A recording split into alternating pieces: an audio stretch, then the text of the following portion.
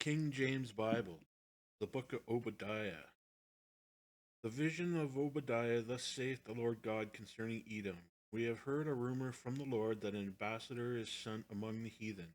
Arise ye, and let us rise up against her in battle. Behold, I have made thee small among the heathen. Thou art greatly despised. The pride of thine heart hath deceived thee.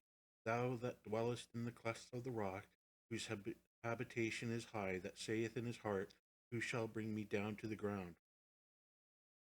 Though thou exalt thyself as the eagle, and though thou set thy nest among the stars, thence will I bring thee down, saith the Lord. If thieves come to thee, robbers by night, how art thou cut off? Would they not have stolen till they had enough?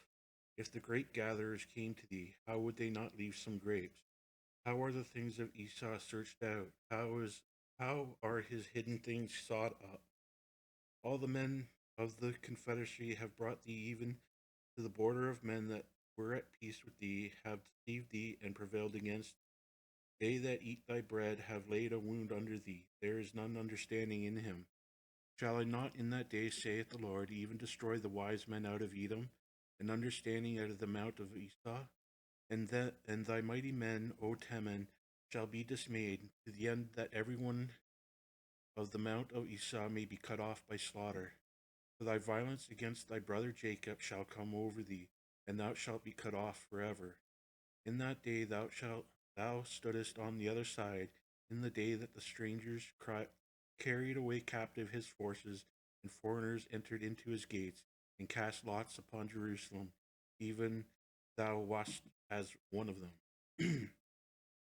But thou shouldest not have looked on that day of thy brother in the day that he became a stranger, neither shouldest thou have rejoiced over the children of Judah in the day of their destruction, neither shouldest thou have spoken proudly in the day of distress.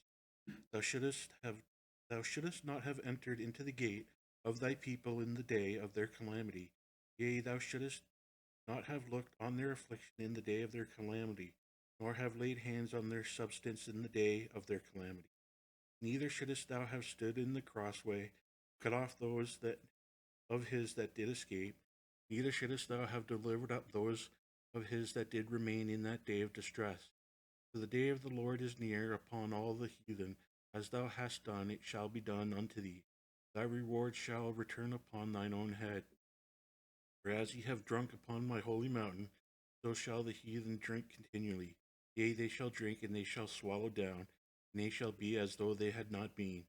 But upon Mount Zion shall be deliverance, and there shall be holiness, and the house of Jacob shall possess their possession. And the house of Jacob shall be a fire, and the house of Joseph a flame, and the house of Esau for stubble, and they shall kindle in them and devour them. And there shall not any remaining of the house of Esau, for the Lord hath spoken it. And they of the south shall possess the mount of Esau, and they of the plain of the Philistines, and they shall possess the fields of Ephraim and the fields of Samaria, and Benjamin shall possess Gilead.